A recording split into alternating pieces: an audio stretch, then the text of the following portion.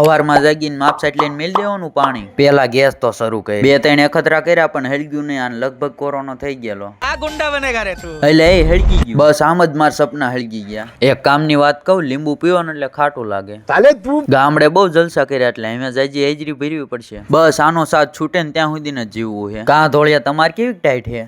આજ પાછા મળી ગયા ગ્રાઉન્ડે ભાઈબંધ. આમ તો બીજી કસરત કરતા પણ પુશઅપ મારવા માંડ્યા. ફાઇનલી સ્પ્રિન્ટ મારી દીધી અને 5 એવો થઈ ગયા. 2-4 જોડા નહીં ટકવાના. આજ તો આ ભેંસવી ટીકડી નથી લીધી. માહોલ તો હારો તો પણ આના ઉજાગરા પૂરા નથી થતા. સમજ રહ્યો? પેપરે તો રસ્તા ચકાજામ કરી નાખ્યા. હાંસ પડીને યાદ આવ્યું રૂમે બકાલું જ નથી.